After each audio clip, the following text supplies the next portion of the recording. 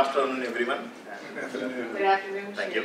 And yesterday we discussed about the standardization process that Colin wanted to look for. And during that time, I had an opportunity to discuss with our offshore team and was able to collect some of the key performance indicators for the projects, and we can probably do the same thing for the employees too if required. So for that, in that particular direction, every department was supposed to provide the key performance indicators that can be shown to the senior management and to which roll up to Colin.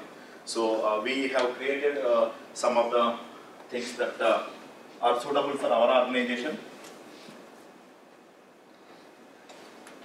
As we have, this is created actually 3-4 months back, so you can see only tasks label there. So some of the KPIs are just for the reporting purpose, which are simple, easy, and we can easily transfer them to Colin. The other things are what are the other parameters and what are the things that we need to take care. So internally also we can have some of the things captured. So some of them are like very easy. We can start with that, and probably we can go to a different level once we are comfortable with those metrics and with the resident experts. And I just wanted, since you all are having a lot of knowledge of the projects and the volume and the metrics that you collect, so probably we'll be able to identify some of the things that we can do. These are just proposing to Jackie. We just proposed this to Jackie, and she thought probably all of us will sit together whether we can do some of them. In case if we are able to do some of them, we can probably provide a report to Colin. Otherwise, we'll try to understand what are the other things that we can report to.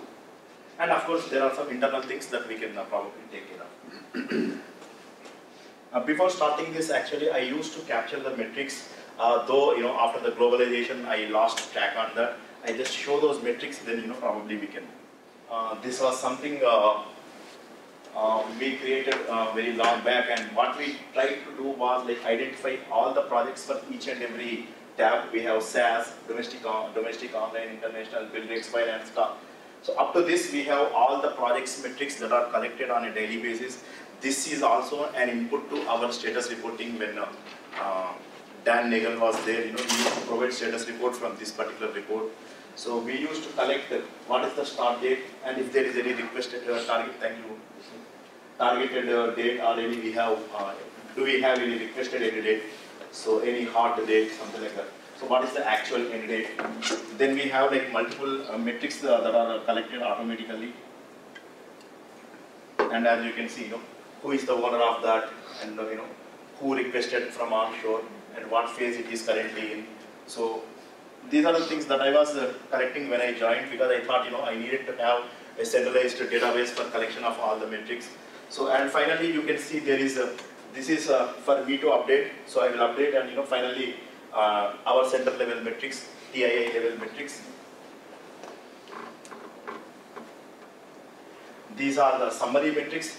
Here in all these tabs, we have individual project metrics, like who started the project, how many hours that person has charged in Clarity, and what is the elapsed time.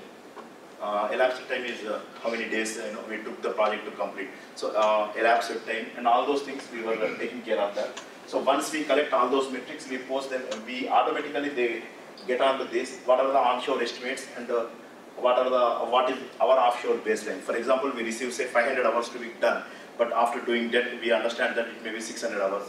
So those kind of things. What is the deviation in estimate, if there is any? If there is any revised estimate, this shows that there are some change requests. Then we have deviation percentages. Then here the important metrics that are collected for the organization. The productivity kind of metrics.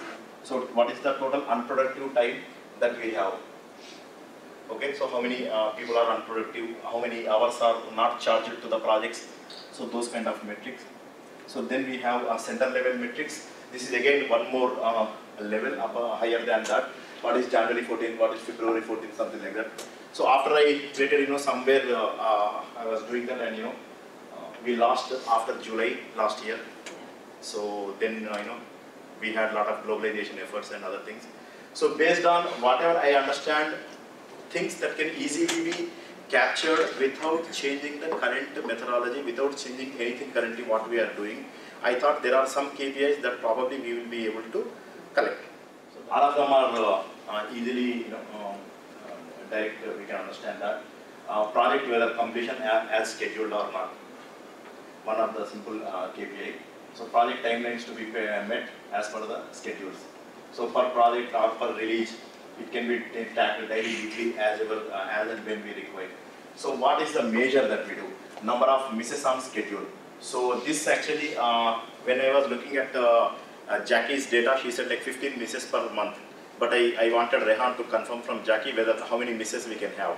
I mean, it doesn't mean, we definitely have those misses, but just wanted to find out, what is the limit that we have, whether we have any limit or not, whether we need to set any limit for the next year. So that is the first parameter that we wanted to understand, what is the rate at which we are completing the projects. Then effort variance, what is the actual effort and what is the, this thing, it can be tracked weekly. So actual effort minus estimated effort, we thought, less than 15% is decent, at least because we are not very comfortable with the overall domain and other things, but we can change as we discuss.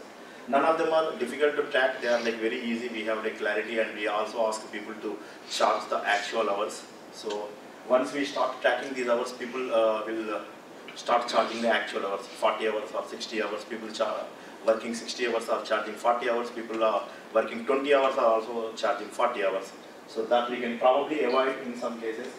So number of SLAs means this is mainly for image workflow and other support invest support systems, where whether we are meeting the SLAs for the priority tickets or not, meeting SLAs, whether the CVRT. Priority and CVRT different. CVRT is a criticality when you definitely are going to stop the system, so something that impacts the system. And the priority tickets are, again, depending upon the systems, whatever. For example, I have IWF is my top priority. Virtual observer is not my top priority. So those kind of tickets. So we can change these things. Just a brief idea on what are the things that I am planning to propose. Change require management is something that I really wanted to track, because I had like 4 projects. When I joined, there was a project called NF Voucher. So during that time, we had like multiple change requests that were required to be worked on. So during that time, we did not have the CRs in place. So we do not know where to charge our hours, and we all charged those hours to support system. So which is for temporary, if you charge hours, that is fine.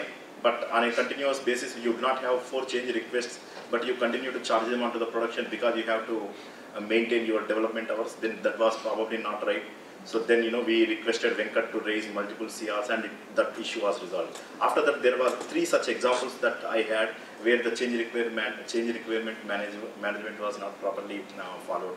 So I am sure like we all have change requirements tracking here. So same information we can have there, so that we can capture them systematically. In that, we just wanted to understand, how many change requirements are there. The major that I tried to put in, maybe Bob and Brad can help me at a later point of time to fine tune these things. Time taken approximately on number of enhancements. So it shouldn't be, every CR shouldn't be more than 15% of the total project effort. For example, if I have like 30% of the total effort as a CR, then by the time I work on 4 CRs, it will be like more than 120%, more than double. So those kind of things I just wanted to avoid, and I had this one. So this one is work done for the projects. This I think it's already tracked by you all, so I don't need to do anything. I'm talking about the utilization parameter. Yeah. So this already you are tracking 60 to 70%. That based on my metrics collection, which I will show you in 5 minutes, we have around 60 to 70% of our offshore TII utilization. I did not collect the data for TCS Tampa, but I have collected only for Timing India, and I tried to see the trend over 12 months period that I will show you in a minute. Then the defects in UAT. This is again I thought is an extremely important parameter, because even after we implement some of the things, we have some defects, so we can identify how many defects that are escaped after everything is done and we move it to production, but there are some defects. So we can again identify whether after UAT or before UAT or after unit test or before integration test, system test, whatever, that we can discuss and finalize. So these are the things that I thought probably are KPIs which with a little effort we will be able to capture. If we want, we can take out some of the metrics, or if you think there are only 2 or 3 metrics that are important, we can capture them. Since we have some of the systems that are ready to capture this kind of data, we will be able to do that.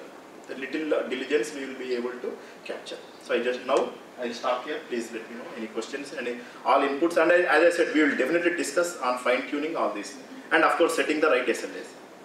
What's the utilization we're tracking? I'm not clear on that. Okay. On the projects, how many hours we worked on? I'll show you that. I'll show you.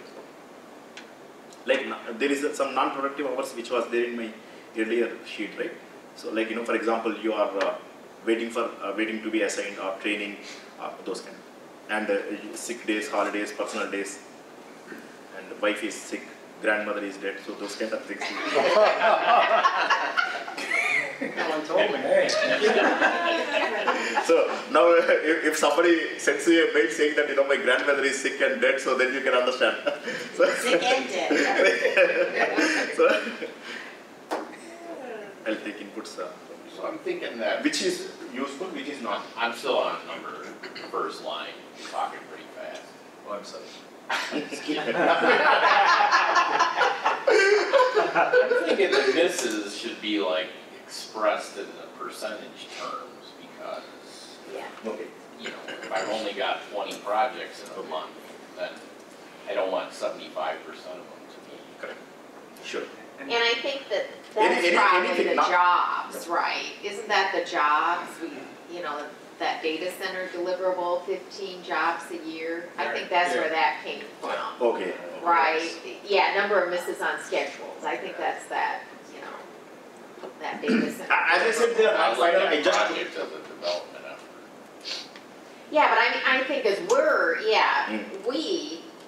I like the percentage thing. Percentage is. Yeah, not having a hard number. And also, I think that we might want to consider, like how important it is. Because I think a miss on a critical project is a lot worse than a miss on. Well, I mean, And what's from driving this that morning's meeting, when you start getting into missing the release, it has both a client impact and then a financial impact if you can't recover within that week. Yeah. Okay. We'll definitely change it to percentage. Any other inputs? As I said, I will send this to you all, and you send me the inputs. And once we all are okay, then we will be able to capture some and send it to Colin on a monthly basis. Or at least internally we review for a couple of months, and maybe we can. Well, and I see this being important for goals, Yeah. right? Because the big push is on these goals have to be measurable, right? So certainly this stuff is measurable. And as I said, this can be drilled down to an individual resource. The XLS that I had shown you, that can be, for example, a project is missed. So who is responsible? And I'm not saying that we have to, zero in on a particular person or anything, but that helps in measuring the, collecting some data during performance appraisal discussions. I'm just curious that the metric when we're tracking for the project completion and schedule is going to be driven off of the expected production date versus the actual production date that we're tracking in Clarity. And that stuff is editable. But The actual is not, but the expected is. And the conversation we had this morning about being able to move releases and it makes sense we would want to move them too. Unless there's like what you were talking about, Kirk, with the financial implications. If I miss a release because I'm waiting on sign off from a client or whatever the reason may be, there may not be a driving need to put it in that release. I can just move it out to the next, still read the financial, results that we need. And would that be considered a miss, or is that considered a delivery? Yeah, I mean, I think We that, have to We define have to it. define that stuff. We have to Yeah. define that stuff. Because, you know, higher priority things come in and we intentionally move out the Exactly schedule. my point. And it's the right thing to do for the business. Yes, And yes. we can't take that as a hit. So, you know, as scheduled, we have to really define. Right, correct. It's tough to look at the change requirement management saying that it needs to be less than 15% too, because we have no control over new requirements coming in. Sometimes they blow up and it has nothing to do. Okay, With but our in that case, performance. my bad experience, I mean, sorry, my worst experience was like, you know, having like 60-70%, not more than, even more than that, 70% of the estimates are like more than the estimated estimates. So it's like, you know, like 4 or 5 change requests and they come up to like 70%, 170%. And since we do not have hours, we started putting them in the support. So at least personally, I don't like it. But if you want to go with that, we can, but I think, you know, at least 10 or 15%, we can have some cut there so that, you know, we try to track the hours and, you know, making sure that we put it into the right buckets also. Otherwise, our developmental hours also will get reduced if you put hours in the support hours. Yeah, then you don't know So what's that is happening where at I all. really want that to be in a proper change requirement has to be there. Then in that change requirement, we definitely, you know, track each and every change request, how big is it. and I would like something to do with change requests, but certainly we don't want to penalize ourselves Yeah. for stuff Exactly. the client does, but, you know, I also want to make sure that our individual contributors are taking ownership for monitoring their tasks. And I get the feeling that maybe that isn't happening as much as it needs to be. So I'm going to repeat something I've said before. Maybe Srini hasn't heard this, but I've said it. We're not parents, and we're not babysitters, and we're not teachers, right? People need to take ownership for their tasks and their work and be monitoring their progress and be alerting us when there's an issue, not us alerting them, right? So do the resources have access to the, let's say, the task level estimates in clarity that will allow them to track that time? But it should, because they're in the pop, right? They can at least go to the overview thing and then put the project number and the window and get the hours. Yeah, they have. That's what I was whatever- asking, because I know the whatever view I they have as a project level. creator, but I don't know that necessarily that a timesheet reporter has that same They visibility have into whatever it. we put in there. I mean, if Well, you that got- comes to if another you got- point too, right? If I've got a coding task on a project, and I've got 4 resources that have provided an estimate to that, you know, are we accurately putting in what each person is supposed to have? And in order to hold them accountable, we need to make sure we do that. Yeah, and so, you know, we don't want, I mean, we take on a lot, I think, right? So, I mean, we need to kind of, in my opinion, push down, you know, and remind these people that, you know, they're responsible for their work. And I mean, I don't think everybody needs to be reminded necessarily, I'm not saying that. I just, you know, we need to heighten awareness, I think. One thing that's helpful with this type of thing, and when you start a metrics program, is to get a baseline, and then your goal would be to improve by X%. And get that initial baseline to see how you're doing, and then put things in place and improve. Totally agree. If we do not have baseline already, probably we can take the standard baseline from, you know, for every development project or maintenance project for the industry, and probably we can start compare. We can have, you know, 5% less than or 5% more than the industry, and we'll set a process control baseline. Then you know, we'll review it once in 3 months, and we can have our own process control database where we can have all the process assets to be in place, plus the metrics to be in quantifiable things.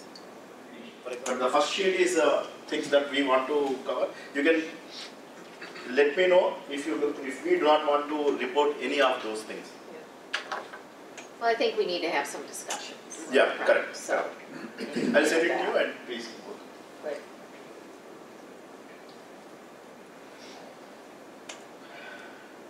These are internal, from starting second slide, we have some internal things that I have, which are some of them are part of the main, main slide, but some of them are.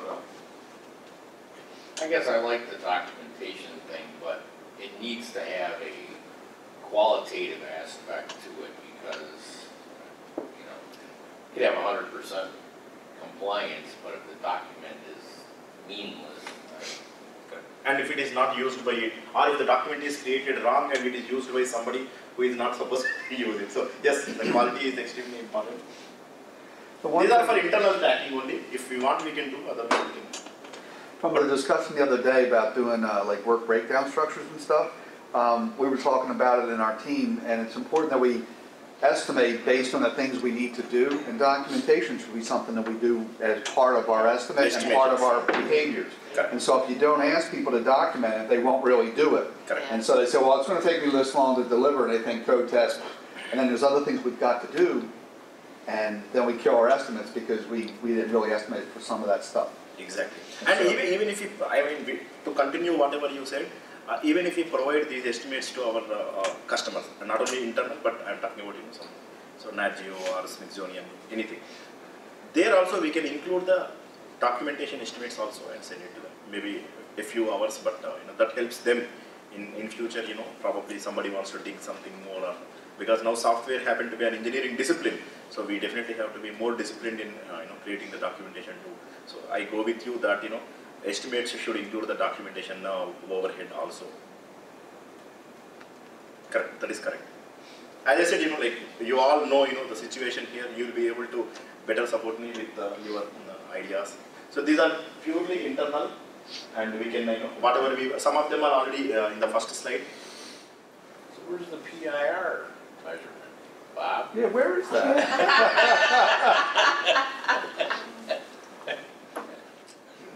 So that's something we used to do. We used to look at the post-implementation review training and really press on those, because that's where continuous improvement comes. It's one thing to step in a hole, but to continue to step in the same hole is a problem. And so... Now this question, this Okay, one here, this billability one. Billability. Billability is like when we work with our customers. I'm not talking about the timing titles. Internally, maybe how much revenue probably we are making, or how much effort of total effort, how much effort we are spending for our customers. Because we don't That's have what I said, control over whether something's billable or not. No, just to track. No. It just is. Yeah, that is Right. correct. Just for information purpose. It's not for any comparison. You are right. We do not have any control on that. However, we will see that, for example, they say that, timings revenue, of which like 67% is from ads and 30% is. So a simple metric to understand things, that's all. So similarly, this one allows us to understand, how much of our total effort is going into the billability. So probably these kind of things we can, tell Colin and other senior vice presidents. They understand, okay, this is the amount of money that we are getting. Billability is like revenue. So this is the revenue generation unit. When Colin was there, when the other senior managers, senior vice presidents were there in India, we also told them that we not only support timing titles, but we also support other places where we get revenue also. So in other words, we are not only a cost center, but we are a profit center. So kind of it may be less, but we can track that. Just for internal purpose, we don't need to report. Only if we need, we can probably for our presentations or where we need to highlight our performance with senior vice presidents, probably we can have it. Yes, it's not required on a daily basis. Can I make fast? Yeah. Very fast. Very fast. I wanted to finish off 2 more slides. I was thinking that the on schedule for billable projects versus non-billable would be interesting to see the differences. Like for a billable project, do we treat that any differently? I know on conversions are non-billable and we usually are on schedule there, but Not outside usually, always.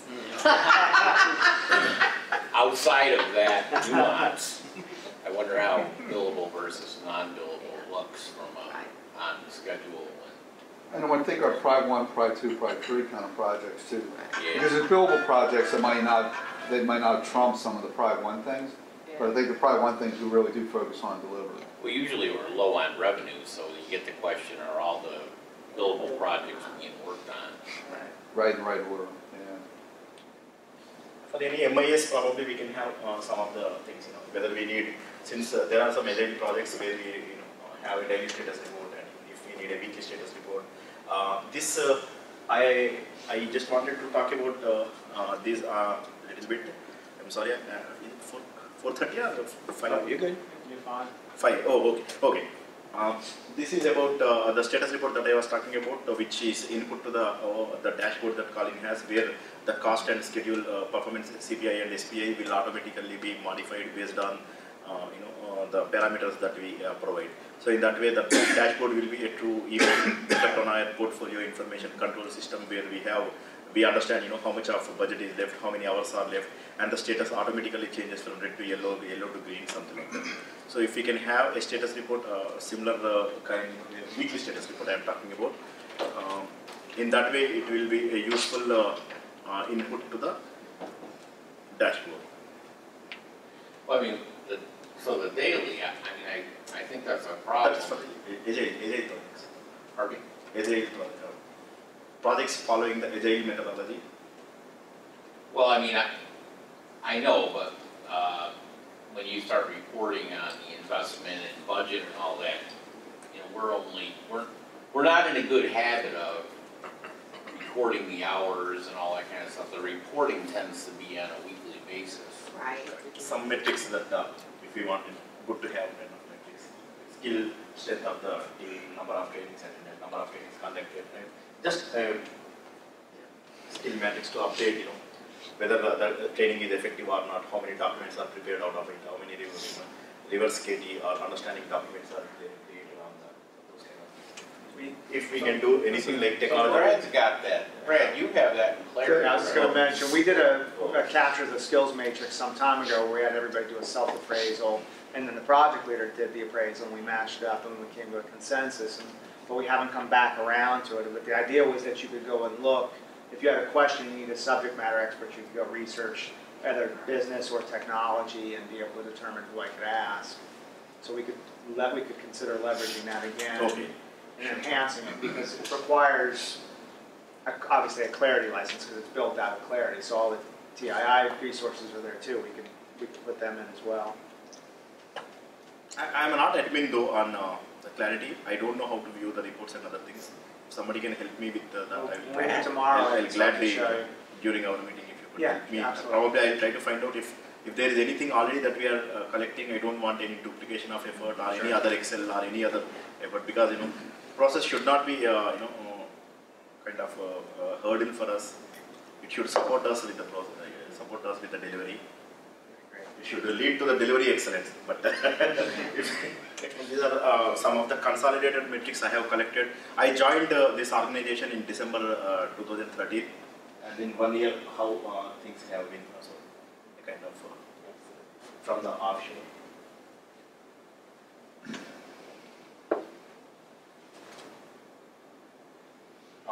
This is one metric that I was talking about when you asked me, right?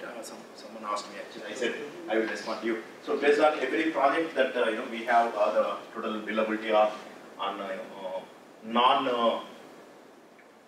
non-productive activities. So I started with this is when I joined. Then this is for different quarters, and this is for 2000. So on the whole, we have like around 60% of total billability that we have from the India. So that is where my people have been talking to you, saying that we have some extra time. Can you please assign us to? So this is where we can track their efforts, and we can identify how many people are waiting to be assigned, and we can. This morning I discussed with Monique too. So if people are waiting, probably we will be able to assign, and we can have more billability. So I guess I was defining billability a little bit different than you are, right? I was talking about projects where a client is paying real money versus I'm working on this internal project to do something, right? That's TCS isn't getting any money for it. Correct. So this is the utilization, so it cannot be called billability. Billability is where we bill our customers. Correct. That is correct. So I just wanted to mention that. That is correct. You are right. This is the utilization, the total utilization on the productive activities. And with your expertise, I am sure we'll be able to zero in on some of the KPIs, and we can do that. Once again, thank you very much. Really appreciate it. Thank you. Thank you. Cut.